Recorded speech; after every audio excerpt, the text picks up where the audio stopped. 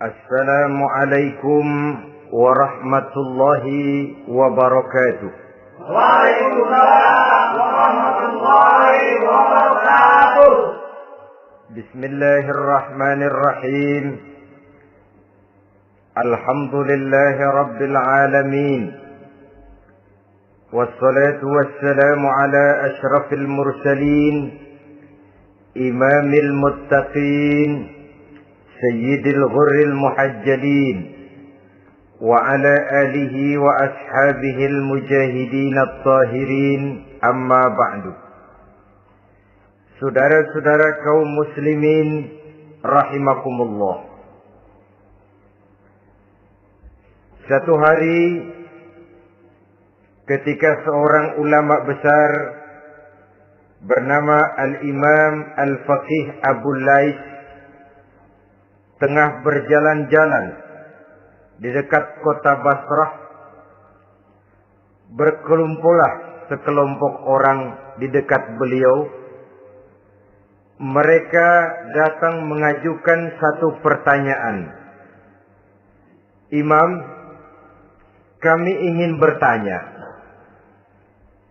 Di dalam Al-Quran itu Allah Subhanahu wa ta'ala menjelaskan,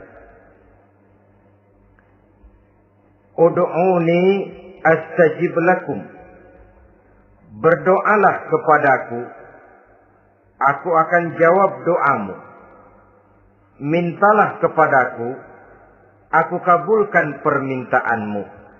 Itu dan begitu janji Allah di dalam Al-Quran.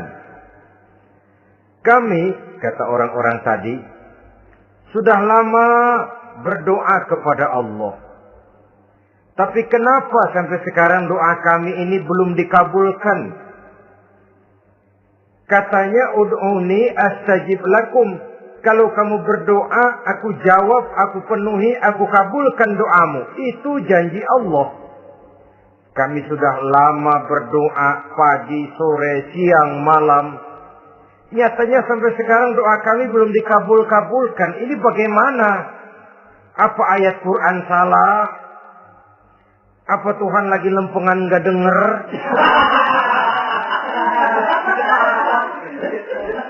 Apa doa kami yang terbalik? Kelihatannya sepele saja ini. Doa tidak didengar oleh Allah. Permohonan tidak dijawab, tidak dikabulkan oleh Allah.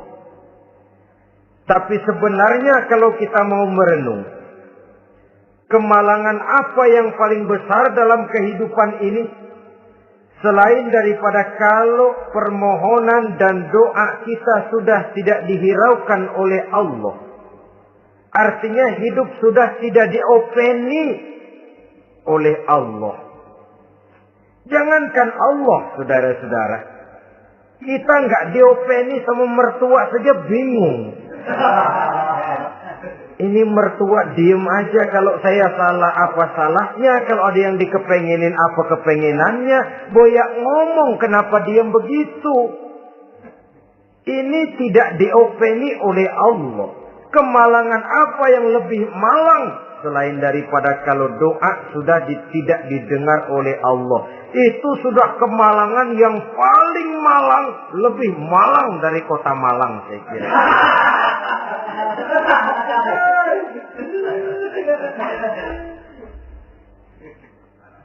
Menghadapi pertanyaan ini, Imam Al-Faqih Abu Lais senyum. Lalu beliau berkata, tuan-tuan, tahu kenapa doa tuan-tuan tidak dijawab? Permohonan tidak dikabulkan? Allah sudah tidak memperdulikan tuan-tuan ini? Kami tidak tahu, Imam, maka kami bertanya. Begini, hati tuan-tuan itu mati. Dari hati yang mati, channel tidak nyambung kepada Allah. Dari channel yang putus tidak ada getaran strom. Bagaimana akan timbul gejala? Hatimu mati, jadi pantas kalau doa tidak dikabulkan, permohonan tidak dipenuhi, doa tidak terjawab, hatimu mati. Saudara-saudara kaum muslimin, dari hati yang mati ini, getaran tidak akan sampai ke hadratullah azza wa jalla. Nah, ini juga satu penyakit yang kita sangat khawatirkan, yaitu apabila hati kita sudah mati selagi jasad masih hidup. Artinya, jadilah kita bangkai berjalan di hadapan Allah Subhanahu wa ta'ala. Sementara kita sangat disibukkan dengan menggali berbagai macam jenis obat penangkal penyakit zahir.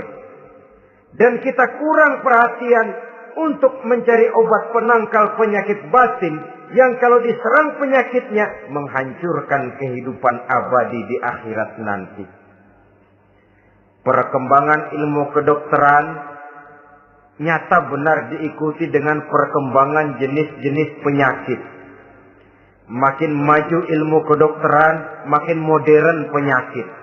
Ngerti juga rupanya itu penyakit. Dulu kita tidak kenal yang namanya AIDS. Kita tidak tahu yang namanya liver. Kita tidak kenal yang namanya stres. Paling yang banyak Zika, masuk angin, dan sebagainya. Tapi baiklah. Penyakit-penyakit batin yang menyebabkan hati menjadi mati. Dan dari hati yang mati, doa tidak naik, tidak didengarkan oleh Allah Subhanahu wa ta'ala. Nah, kata orang-orang tadi, yang menyebabkan hati kami mati ini apa, Imam?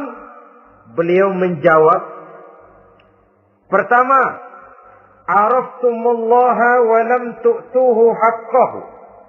Yang menyebabkan hatimu jadi mati, pertama, kamu kenal benar kepada Allah, tapi haknya untuk disembah, kewajibanmu untuk menyembah, tidak pernah kamu laksanakan.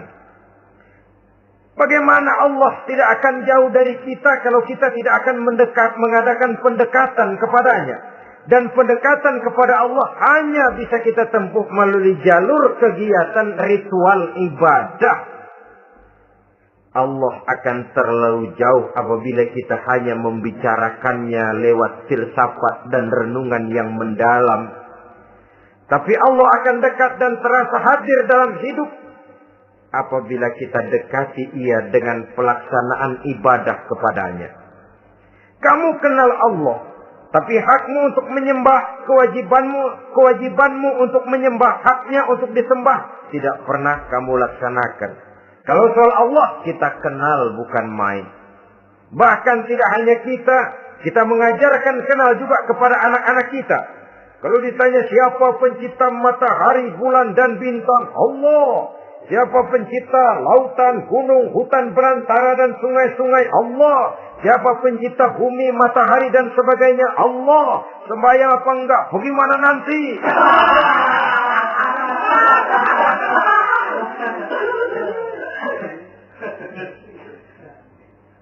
Tanpa pendekatan, Allah akan jauh. Apabila Allah jauh, maka doa tidak akan didengarkan olehnya. Oleh sebab itu, logika mengajarkan kepada kita, berpayahlah dulu, wa man ladzatu illa ba'da ta'ab, inna ma'al usri yusra. Di balik kesulitan menunggu kemudahan. Nikmat baru akan terasa, kelezatan hidup baru akan terasa setelah kita jerih payah banting tulang peras keringat. Rasanya memang lebih nikmat sepotong singkong hasil cucuran keringat sendiri ketimbang roti dijejelin orang. Ini berarti kita ingin mohon pertolongan kepada Allah. Sementara dengan Allah sendiri kita jauh. Sama saja dalam kehidupan kita analoginya, saudara-saudara. Orang tidak kenal kepada saudara. Tahu-tahu jauh dari saudara. Tahu-tahu datang mau minjem duit. Apa kesan saudara? Enak aja, kenal enggak, dekat enggak, datang-datang mau minjem duit. Emang duit percetakan bapak lu nih.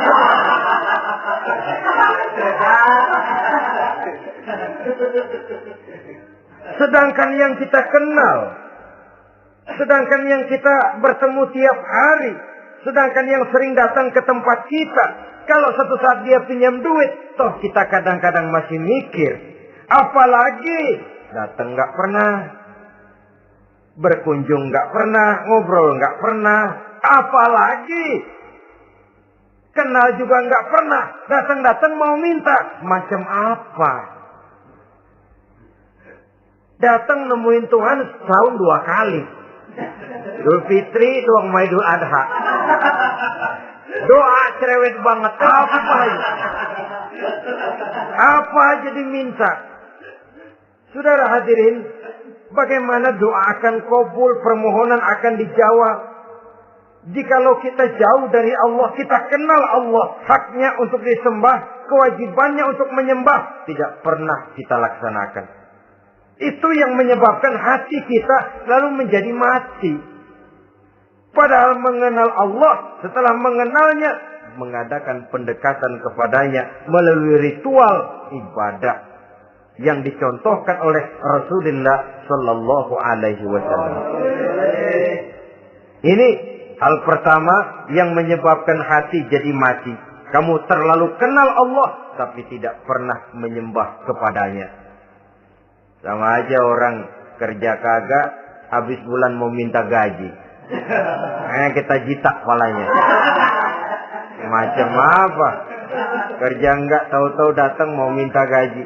Kerja dulu yang baik, habis bulan baru. Enggak diminta pun memang sudah ada jatahnya. Ibadah dulu kita kepada Allah. Soal Allah memberikan karunia kepada kita, itu hak Allah. Apabila kita dekat dengannya, ibadah yang kita laksanakan benar, karunia itu akan datang kepada kita. Saudara-saudara, yang kedua yang menyebabkan hati jadi mati, qara'tumul Qur'an walam ta'malu bih. Kamu baca Al-Quran, tapi ajarannya tidak pernah kamu amalkan. Kamu baca Quran, tapi isinya kamu injak-injak.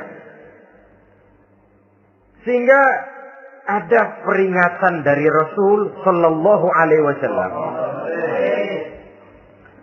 Beliau bersabda, "Iza azzamat ummatid dunya, wa fi riwayatin dinaran wa dirhaman, nuzi'at minha haibatul Islam. Wa iza turikatil amru bil ma'ruf wan nahyu 'anil munkari, hurimat 'alaihim barakatul wahyi. Wa iza tasabat ummati, saqatat min 'ainillah." 3 peringatan keras, tapi yang merupakan gejala penyakit kita umat Islam, diperingatkan oleh Nabi kita. Pertama, iza azzamat ummatid dunya. Apabila umatku telah terlalu mengagung-agungkan dunia. Apabila umatku telah jatuh menjadi umat yang materialistis. Segalanya diukur dari sudut keduniaan saja. Nuzi'at minha haibatul Islam. Maka akan dicabutlah dari mereka kehebatan agama Islam. Hilang kehebatan Islam apabila kita jatuh menjadi umat pengagung dunia, penyembah materi. Nilai kita, keberadaan kita tidak dihargai orang lain. Orang memandang kita remeh saja. Orang Islam gak ada apa-apanya. Bayar aja. Bisa dibeli, bisa diatur, bisa dikerjain. Garap saja. Nuzi'at minha haibatul Islam. Hilang dari mereka kehebatan Islam ini. Kenapa? Mereka telah mengagungkan dunia dan menjadikannya sebagai tujuan. Padahal dunia cuma alat. Materi cuma alat. Harta cuma alat. Yang kedua, wa iza turikatil amru bil ma'rufi wan nahyu 'anil munkari, hurimat 'alaihim barakatul wahyi. Apabila telah ditinggalkan amar ma'ruf dan nahi munkar, maka hilanglah keberkahan wahyu. Ini yang ada hubungannya dengan masalah kita. Kita baca Quran, kita tidak amalkan isinya. Bagaimana hati tidak jadi mati? Amar ma'ruf dan nahi munkar ditinggalkan orang, hilang keberkahan wahyu. Pada saat itu boleh jadi Quran ada, tapi cuma tinggal tulisan saja. Islam ada, cuma tinggal sekedar nama saja. Diseminarkan, disimposiumkan, dimuktamarkan, tapi tidak dijabarkan dalam kehidupan sehari-hari. Apabila amar ma'ruf dan nahi munkar telah ditinggalkan orang, hilang keberkahan Quran. Akibatnya apa? Apabila amar ma'ruf tidak lagi digalakkan orang, nahi munkar tidak dilaksanakan orang, lalu orang menilai sesuatu menurut seleranya sendiri. Mana yang ma'ruf, mana yang munkar, tidak ada lagi patokan utama. Kalau baik kata otaknya, dia kerjakan. Tidak baik menurut otaknya, dia tinggalkan. Agamanya adalah otak, berhalanya adalah akal. Akhirnya umat kehilangan pedoman. Tidak lagi jelas mana batas yang ma'ruf, mana batas yang munkar. Dalam kondisi sedemikian, akhirnya akan terjadi penjungkiran nilai. Paling celaka nantinya, yang ma'ruf malah dianggap munkar, yang munkar malah menjadi ma'ruf. Peringatan ketiga dari Nabi, wa iza tasabat ummati saqatat min ainillah. Apabila umatku sudah saling berbantahan, apabila umatku sudah saling caci memaki, saqatat min ainillah, jatuhlah mereka dalam pandangan Allah Subhanahu wa taala. Hilang wibawa umat yang sudah saling mencaci maki, saling menjatuhkan, saling gasak, gesek, gosok. Justru agama menganjurkan kita ini saling asah, asih, asuh. Kadang yang kita praktekkan, kita ini saling gasak. Yang kedua, saling gesek. Yang ketiga, saling gosok. Gasak, gesek, gosok. Kacau kita ini. Saling gasak, menjegal kawan seiring, menggunting dalam lipatan. Saling gosok, fitnah sana, fitnah sini. Saling gesek, sikut kiri, sikut kanan. Tidak perlu orang lain luka dan sebagainya. Yang penting dia bisa nangkring. Jatuh kita dalam pandangan Allah apabila umat sudah saling mencaci maki. Maka kita kembali kepada persoalan hal kedua yang menyebabkan hati jadi mati, qara'tumul Quran wa lam ta'malu bih. Kita baca Al-Quran tapi ajarannya nyaris tidak kita amalkan di dalam kehidupan kita. Akibatnya hati lalu jadi mati. Itu yang kedua. Yang ketiga, yang menyebabkan hati jadi mati dan doa tidak terjawab.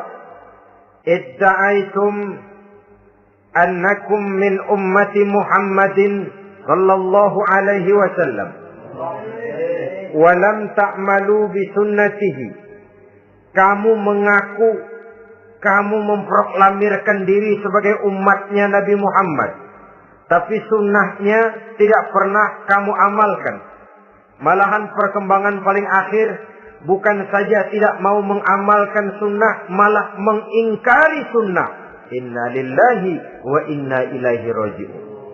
Oh, Nabi Muhammad itu manusia biasa, seperti kita. Sebagai manusia dia bisa salah.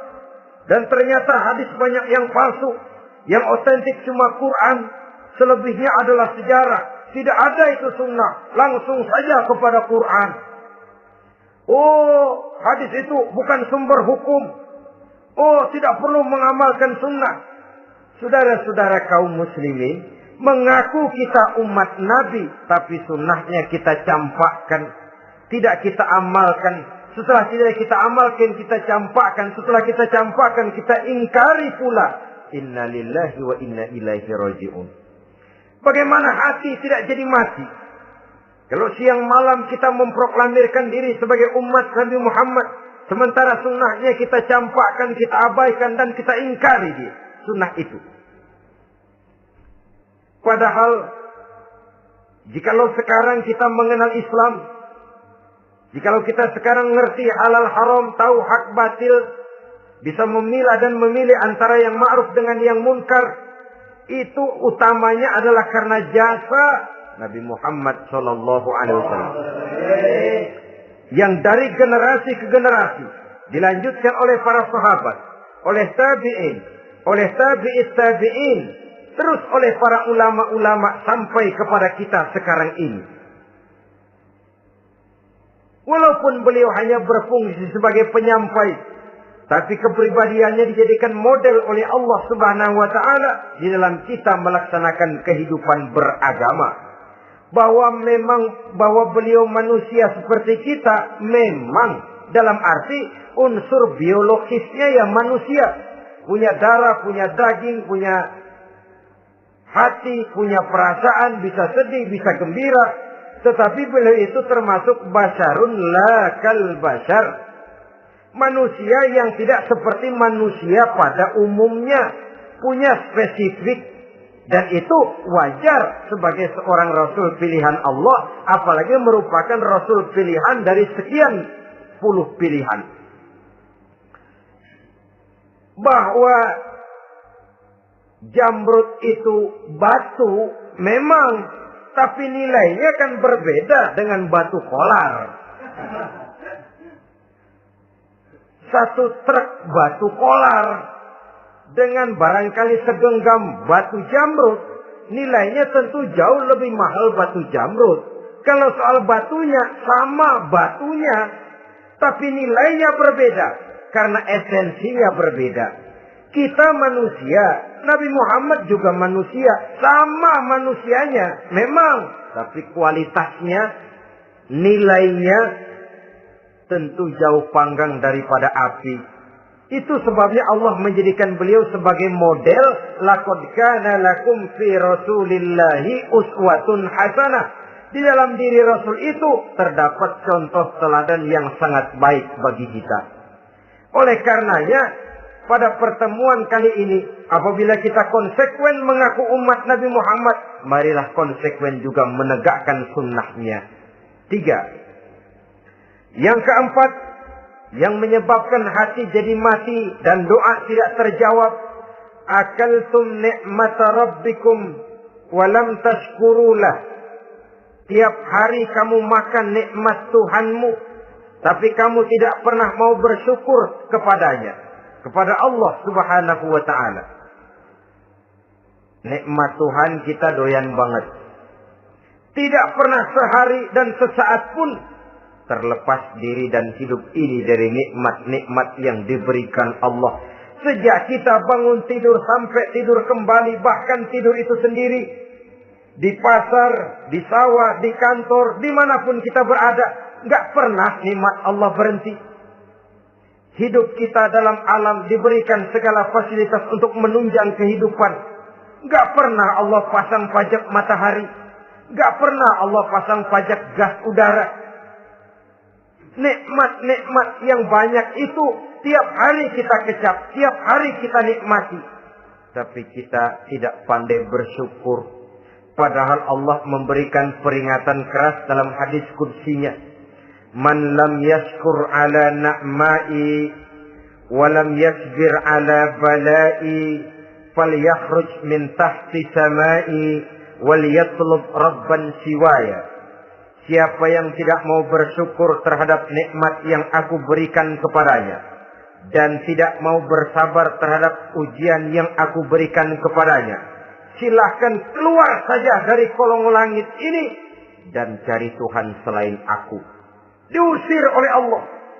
Kalau orang tidak mau bersyukur terhadap nikmat yang aku berikan dan tidak mau bersabar terhadap ujian yang aku timpakan, keluar dari kolong langitku, keluar. Cari Tuhan selain aku. Diusir. Lah yang ngusir Allah. Anak sekarang bilang mau ke Menong.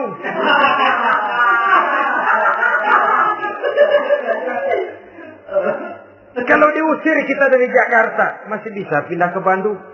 Diusir kita dari Bandung, bisa pindah ke Jogja, Solo.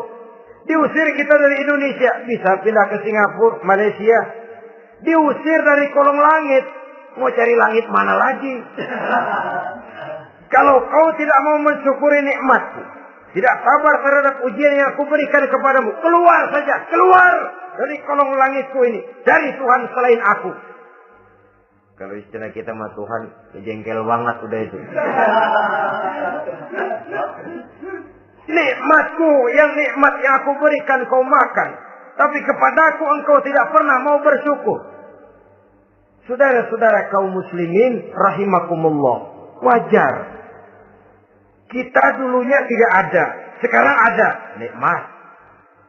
Susunan biologis manusiawi kita demikian cantik. Nikmat. Tinggal di bumi. Fasilitas yang kita perlukan disediakan. Tinggal kemampuan kita mengelolanya. Nikmat. Diberikan kita otak yang membedakan kita dengan binatang. Nikmat. Diberikan kita agama. Diutus para rasul untuk jadi model dalam kehidupan kita. Nikmat. Kalau cara kita emang kurang apa sih? Apa yang kurang, hai manusia? Engkau tidak ada, aku adakan. Kalau aku perintahkan kau tinggal di bulan, mungkin kau tidak akan sanggup hidup. Begitu lahir, lepok-lepok habis. Ya, nggak ada HO2 toh di bulan. Mau ngisap apa? Aku tinggalkan kau, aku perintahkan tinggal di permukaan bumi. Alamnya indah, fasilitas serba menunjang. Nikmati semuanya, semuanya untuk kamu, semuanya. Satu pintaku, syukuri nikmat yang aku berikan kepadamu. Ya bukan cuma syukur dalam ucapan, syukur dalam perbuatan. Banyak nikmat yang diterima, makin banyak dia sujud, makin banyak dia ruku, makin banyak dia mengadakan pendekatan kepada Allah.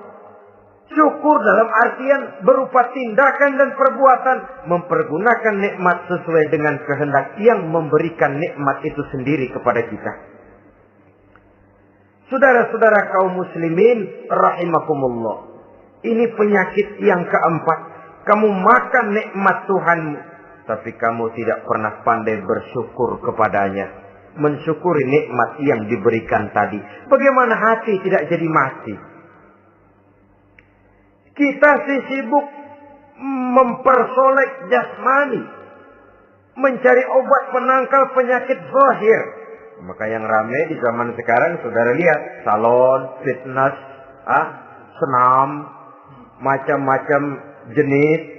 Tidak ada salahnya dan tidak ada jeleknya. Tapi kalau itu sampai melupakan kita kepada memperindah batin, memperbaiki jiwa, artinya bukankah kita perlahan tapi mempersiapkan diri menjadi bangkai berjalan di hadapan Allah. Dengan operasi plastik yang pesek jadi mancung, yang sipit jadi belok, kulit keriput jadi kencang, pipi terlalu cekung bisa diatur. Saudara-saudara, tapi kalau hati yang rusak, jiwa yang rusak, kemana lagi kita akan berobat kalau bukan kepada agama?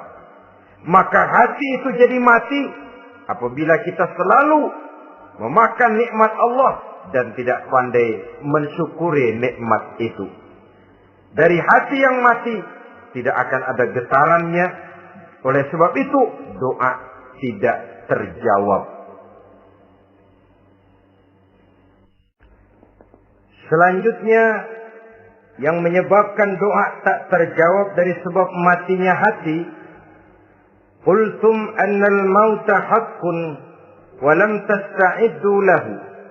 Kamu berkata, kamu yakin bahwa mati adalah sesuatu yang benar, tapi kamu tidak pernah punya persiapan untuk mati. Padahal menurut logika, orang yang akan bepergian jauh, tentu dia harus mempunyai bekal yang cukup. Semakin jauh jarak perjalanan yang akan ditempuhnya, semakin banyak perbekalan yang harus dibawanya.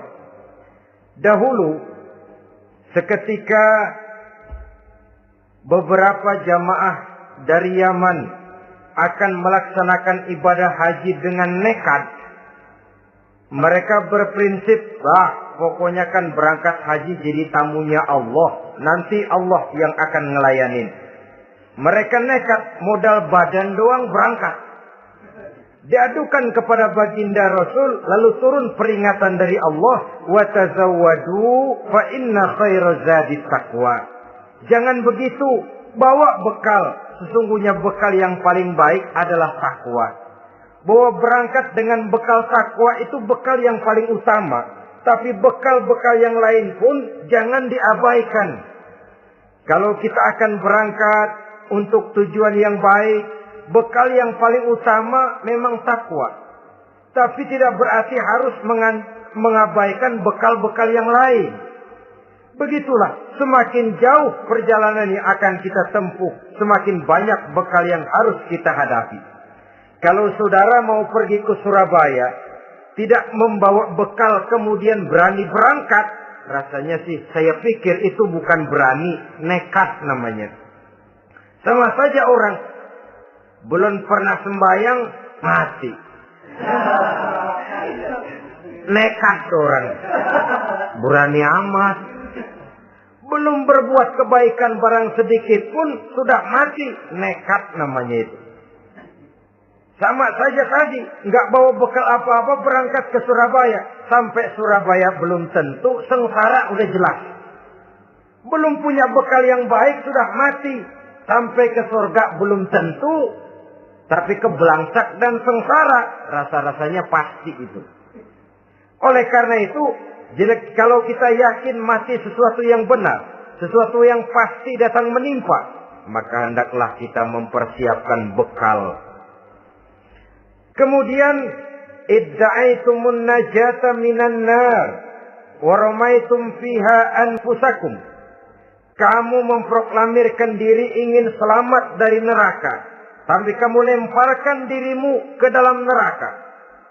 Bagaimanapun bajingannya bajingan, kalau ditanya, ente mau masuk neraka enggak? Jawabannya pasti enggak.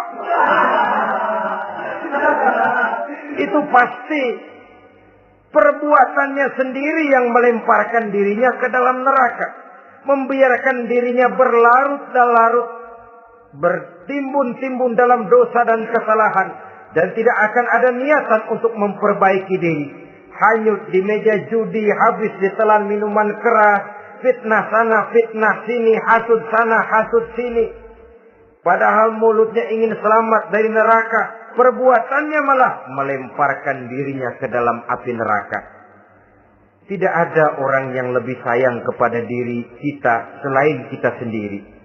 Dan menyayangi diri itu tidak cuma dengan memandikannya sehari 3 kali, memakaikannya parfum dengan segala macam merek, memakai sabun yang wangi-wangi, minyak yang harum-harum. Lebih daripada itu, jaga dan sayangi diri.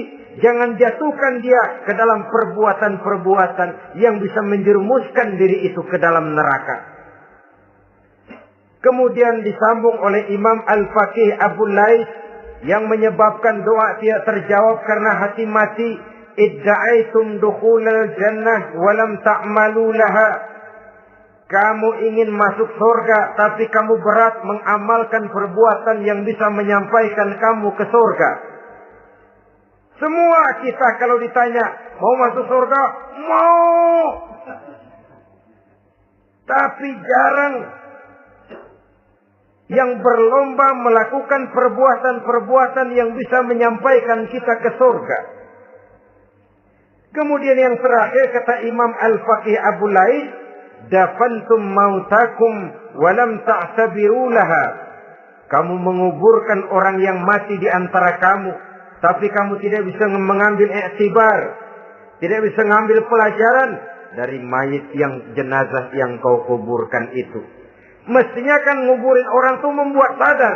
Iya, kalau sekarang saya baringkan di liang lahat, menghadap ke arah kiblat, bantalnya tanah, setelah itu ditutup dengan papan, lalu ditimbun dengan tanah. Iya, sekarang giliran saya, entah besok, lusa, bulan depan, tahun depan, tapi pasti mengubur mayat, mengubur jenazah, tapi tidak bisa mengambil iktibar dari yang dilaksanakannya itu. Ini merupakan penyakit-penyakit batin yang merupakan handicap, yang menimbulkan jarak antara kita dengan Allah Subhanahu wa ta'ala. Pantas kalau itu semua ada pada diri kita, hati jadi mati. Dari hati yang mati, doa tidak akan tembus. Kita tidak lagi akan diperdulikan oleh Allah Subhanahu wa taala. Dan itu sekali lagi kemalangan yang terbesar dalam kehidupan kita. Bagaimana jalan keluarnya? Pertama, memperbaiki batin kita, menyelamatkan diri daripada penyakit-penyakit yang bisa mematikan hati seperti yang sudah saya sebutkan tadi. Yang kedua, berdoa dengan adab. Sehingga tata cara di dalam kita bermohon kepada Allah Subhanahu wa taala dibicarakan secara khusus oleh Al-Imamul Ghazali dalam kitab Ihya beliau yang disebut adabud doa. Adab di dalam kita melaksanakan doa kepada Allah Subhanahu wa taala. Setelah batin ini bersih dari penyakit-penyakit hati yang bisa menyebabkan hati jadi mati, berdoalah kita kepada Allah. Bagaimana adabnya? Kata Imamul Ghazali rahimahullah, yang pertama hendaklah ia di dalam berdoa itu memilih waktu yang mulia. Minal awqatis syarifah, kata beliau. Memilih waktu-waktu yang punya nilai mulia. Ramadan dalam 1 tahun, Jumat dalam tiap minggu, sepertiga malam yang akhir pada setiap hari. Waktu-waktu yang punya nilai mulia. Walaupun misalnya saudara berdoa pada hari Kamis, tidak ada halangannya Allah mau kabulkan. Ini tidak berarti bahwa kalau sudah berdoa hari Jumat lalu hari Kamis tidak mau berdoa, tidak. Lebih memilih mengintai waktu-waktu yang punya nilai mulia. Lailatul Qadar sekali dalam setahun. Waktu-waktu yang punya nilai mulia. Logikanya begini, saudara-saudara.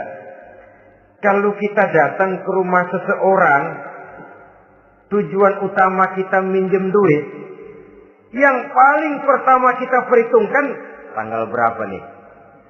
Kan itu toh. Tanggal berapa? Kalau tanggal 21 minjem duit, orang lagi ngap-ngapan. Boro-boro dia bisa minjemin, dia sendiri mungkin lagi pusing.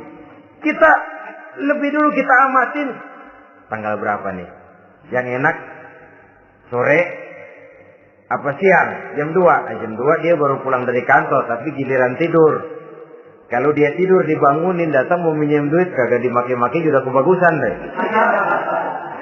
Kan kita lihat waktunya, timingnya kata orang sekarang. Tanggal berapa, sore apa malam, apalagi gulam apa terang bulan.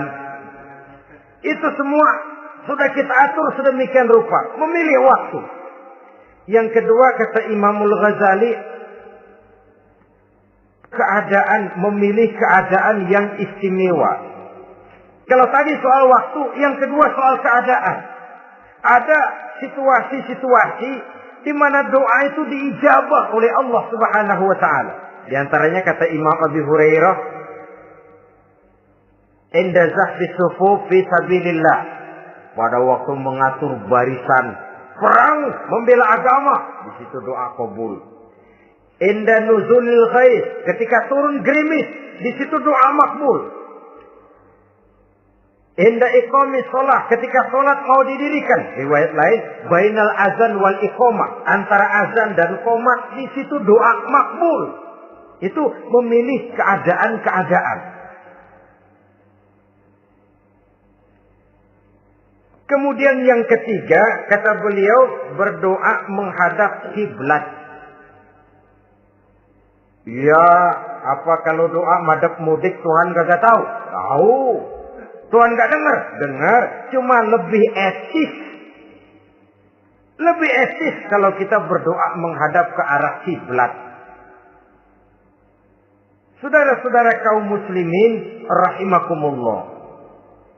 Yang keempat, hifdzus shaut, menyederhanakan suara. Tidak terlalu keras, juga tidak terdengar orang lain, apalagi kalau doa kita diaminkan oleh orang lain. Tidak usah terlalu keras. Kenapa? Karena Allah yang kita meminta kepadanya bukan zat yang tuli, bukan zat yang buta, bukan zat yang tidak dengar, bahkan dia maha dengar. Juga tidak terlalu seperti orang berbisik-bisik, apalagi kalau doanya doa bersama-sama. Tapi kadang-kadang terdorong oleh husnuzon dari para makmum saja. Tidak peduli apa yang dibaca oleh imam, yang kedengaran cuma amin aja gerengan. Amin, amin, amin, amin, amin, amin.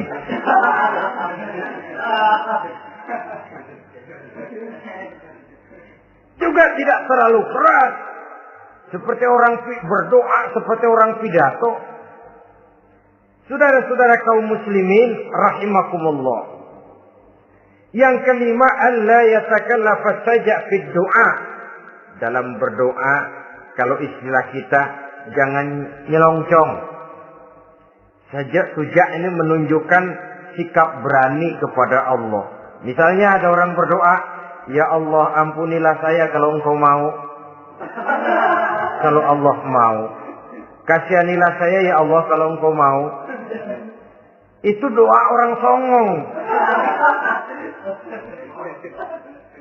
Atau sama saja, ya Allah berilah saya rezeki dikit aja. Emang kenapa pakai begitu?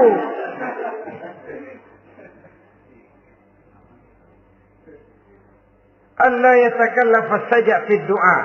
Yang keenam kata Imam Al-Ghazali, at-tadarru' wal khusyu'. Dengan tadarru' dan khusyuk, dengan sikap tawadhu, benar-benar ya seperti kita lah kalau datang memang menghajatkan pertolongan dari seseorang, segala action kita atur supaya hajat kita itu kabul, kan begitu. Kadang-kadang istilah orang kalau perlu ngesor mah ngesor lah, yang penting permintaan dikabulkan, gitu saja. Kita lihat sekarang ini, ramai orang bicara soal film-film Parno. Kelihatannya pendatang-pendatang baru, pokoknya asal bisa main dah, bugil ya bugil dah. Yang penting nyohor, bisa tampil. Walaupun dalihnya semua sama, mula-mula cuma iseng. Adegan panas bagaimana? Kalau tuntutan skenario apa boleh buat? Apa boleh buat? Emang nggak bisa milih. Setelah film beredar baru saya juga jijik lihat, tadi kemana waktu bikin? Udah jadi baru jijik, bikinnya merem memang itu.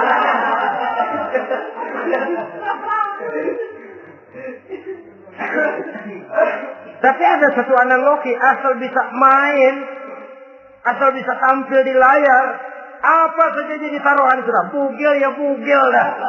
Gak soal dah. Pokoknya bisa main, tampil, nyohor. Masuk koran. Udah seperti kata-kata orang Arab. Bul ala zamzam fatu'raf. Kalau pengen terkenal, kencingin sumur zamzam. Artinya apa? Bikin yang aneh-aneh. Yang orang gak kerjain, ntar ngetop. Yang ngetop lempengan jeleknya. Sumur zamzam dikencingin, kan nyohor itu. Sedunia orang kenal. Kenapa? Gila. Saudara-saudara kaum muslimin rahimakumullah. Sangat kita sayangkan kalau lalu orang berlomba-lomba dengan cuma modal paha mulus, wajah cantik, dia mauin apa saja mau lalu bisa tampil. Akibatnya yang jadi korban adalah anak-anak kita. Disuguhi tontonan-tontonan yang meracuni jiwa mereka. Walaupun akibatnya barangkali ya lain seperti band orkes dengan film memang akibatnya tidak langsung ya. Kalau band orkes akibatnya langsung, dia bisa berantem di tempat lokasi. Film orang nonton tahu dia di tempat itu, bukan di tempat itu dia praktek, pulang jadi pikiran dia. Tadi serem ya. Ntar kalau ada kesempatan kita praktek. Kita ngancemnya itu yang gak enak. Tapi yang saya analogkan dengan persoalan kita, tingkah pola artis apapun dilakukan asal bisa main. Nah itu tuh. Asal dapat kesempatan acting. Dalihnya ya tuntutan skenario lah. iseng lah, macam-macam lah. Tapi yang jelas, satu target, saya harus dapat kesempatan main. Untuk sampai ke situ, cara apa saja harus saya tempuh. Tidak peduli harus menginjak-injak norma dan budaya bangsa yang luhur. Tidak peduli harus bertentangan dengan kaidah agama. Tidak peduli hasilnya meracuni umat masyarakat, terutama generasi muda. Yang penting kan ngetop. Saudara-saudara, baiklah ya, itu soal lain. Tapi soal kita ialah at-tadarru wal khusyu. Bermohon kepada Allah dengan tadarru, khusyuk dan tawadhu. Seperti kalau kita mau bermohon kepada seseorang. Kita malah merendahkan diri. Pak, saya memang orang gak mampu, Pak. Utang saya udah selebar kampung, Pak. Anak udah 16 seperempat. Apa saja kita meratap, menghibah, mengeluh, merintih. Ujungnya kan, yang penting gue minjem duit dapat dah. Apa yang diomongin? Pokoknya pulang bawa duit, itu saja. Itu strategi manusiawi. Kalau ini kita adakan konteks, oh iya, kepada Allah lebih lagi kita tadarru, khusyuk, tawadhu. Doa dengan tawadhu, sebab kita akan bermohon kepada yang serba maha. Menghadap ke arah kiblat, duduk bertafakur dengan khusyuk, tawadhu. Jangan doa sembari tolak pinggang.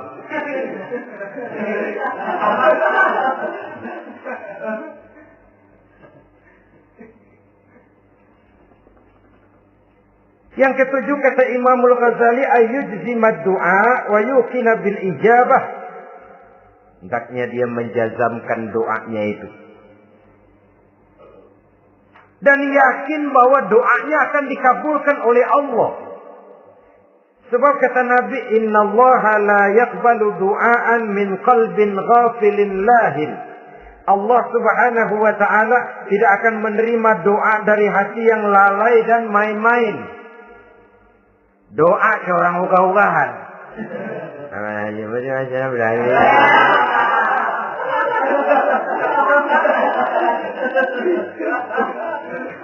Kali malaikat nyongkrong, lu minta apa lu?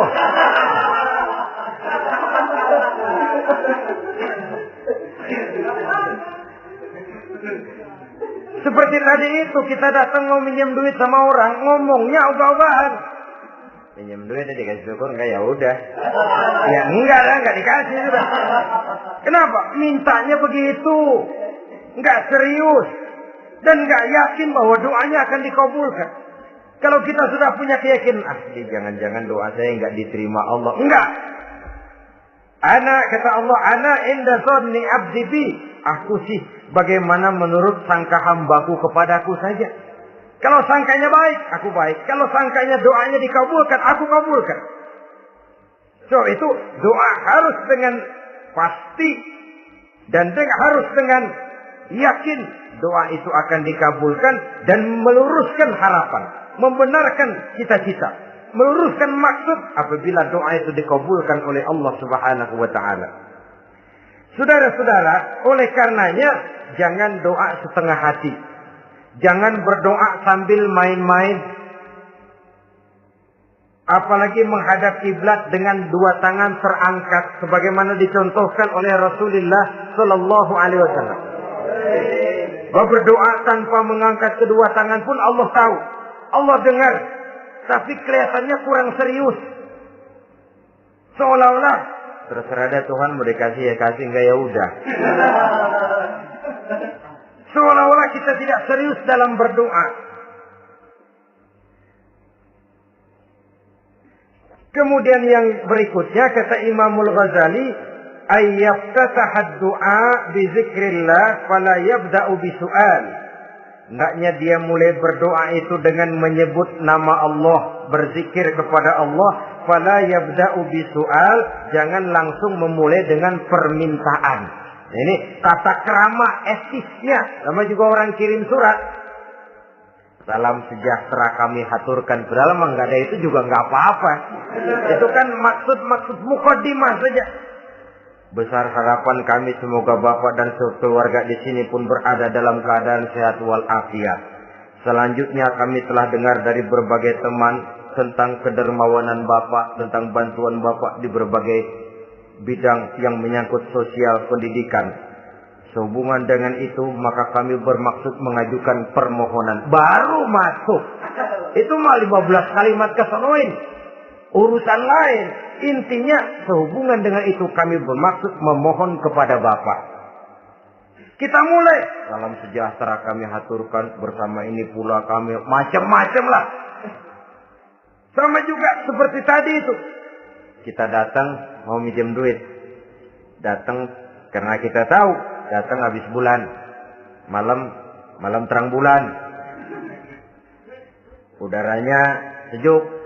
Ngobrol lah kita. Dapat teh. Apa kabar Pak? Baik.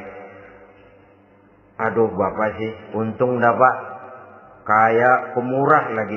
Saya tahu Bapak banyak nyumbang di mana-mana. Di Angon aja tuh orang di Angon.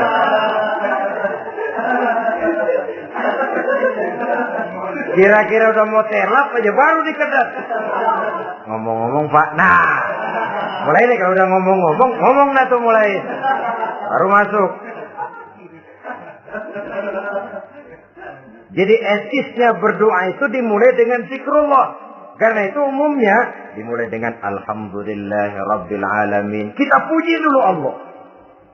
Alhamdulillahirabbil alamin hamdan yuwafi ni'amahu wa yukafi'u mazidah. Kita puji dulu Allah. Seperti orang tadi lah. Kita puji dulu kebaikannya. Walaupun pada akhirnya kita minjem duitnya. Sebenarnya Allah nggak perlu dipuji toh. Dipuji atau tidak Allah tetap termulia. Ini etis manusia. Allah tidak berharap untuk dipuji oleh manusia.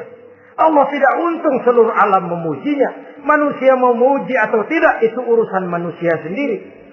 Allah tidak minta untuk dipuji. Allah juga tidak gila kepada pujian. Kalau kita memulai doa dengan pujian, etis kita kepada Allah Subhanahu wa taala di dalam kita bermohon kepadanya. Saudara-saudara kaum muslimin rahimakumullah. Kemudian menyesuaikan doa dengan kondisi. Ini termasuk syarat batin ya, taubat, waraddul mazalim kata Imam Ghazali, menolak segala macam kezaliman. Artinya kalau berdoa itu tahu diri. Kalau gaji kita sebulan 700 atau 800, 900 ribu. Berdoa minta rezeki 1 juta. Itu tahu diri namanya. Kan cuma kurang 100 ribu. Ya kalau kerja kagak minta gajian 1 juta. Pengen doa dikabulkan. Rasanya secara etis nggak tahu diri orang berdoa seperti itu. Orang datang mau minta duit, mau pinjam duit kepada kita. Kan kita lihat. Kira-kira mampu ngembaliin nggak nih orang. Kita lihat, kita evaluasi kemungkinannya. Lalu si yang minjem tentu tahu diri. Kalau memang kekuatannya ngembaliin. Tidak seperti kekuatannya mulangin. Hendaknya dia timbang rasa. Begitu juga kepada kita etisnya kepada Allah Subhanahu wa ta'ala. Tahu diri, menyesuaikan doa dengan keadaan. Kalau tidak ada gap terlalu jauh panggang daripada api, nanti nasibnya bagai si pungguk merindukan bulan. Apabila adab-adab di dalam berdoa ini kita perhatikan, sejak dia dari adab yang zahir sampai kepada adab yang batin, kemudian penyakit-penyakit yang membuat hati itu jadi mati, maka insya Allah doa kita dijabah oleh Allah Subhanahu wa ta'ala. Dalam Al-Baqarah ayat 186, Allah Subhanahu wa ta'ala menjelaskan, wa iza sa'alaka ibadi anni fa inni qarib ujibu da'watad da'i iza da'ani falyastajibu li wal yu'minu bi la'allahum yarshudun. Apabila hambaku bertanya kepadamu Muhammad tentang aku, kata Allah, fa inni qarib, katakan kepadanya, aku dekat sekali dengan mereka. Ujibu da'watad da'i iza da'ani, aku akan jawab aku kabulkan permohonan orang-orang yang berdoa kepadaku. Falyastajibuli wal yu'minu bi, maka hendaknya mereka juga menjawab panggilanku atas dasar iman kepadaku. La'allahum yarsyudun, semoga dengan ini mereka kelak mendapat petunjuk. Saudara-saudara, Al-Baqarah 186 ini dengan nyata menjelaskan kepada kita, Allah akan menjawab doa, mengabulkan permohonan apabila kita falyastajibuli wal yu'minu bi, juga menjawab panggilan Allah atas dasar beriman kepadanya. Logikanya tadi itu, arastumullaha wa lam tu'tuhu haqqahu. Kita tidak pernah mau menjawab panggilan Allah sementara kita berharap doa kita dijawab oleh Allah. Apa enggak pincang? Apa enggak berat sebelah? Panggilan Allah kita berat memenuhinya, sementara kita sangat berharap agar permohonan kita, seruan kita dikabulkan oleh Allah. Menjawab panggilan Allah atas dasar beriman kepadanya. Kenapa? Ada orang menjawab panggilan bukan berdasarkan iman, tapi karena target lain. Datang sembahyang Jumat paling dulu, target utamanya pulang juga paling dulu nyabet sendal, nyabet sepatu. Menjawabnya ya, tapi tidak karena iman. Jadi apabila kita rajin menjawab panggilan Allah atas dasar beriman kepadanya, maka seruan, permohonan, doa niscaya dikabulkan olehnya. Ini saja, mudah-mudahan ada manfaatnya. Terima kasih atas segala perhatian. Mohon maaf atas segala kekurangan. Usikum wa nafsi bitaqwallah. Wassalamualaikum warahmatullahi wabarakatuh. Waalaikumsalam.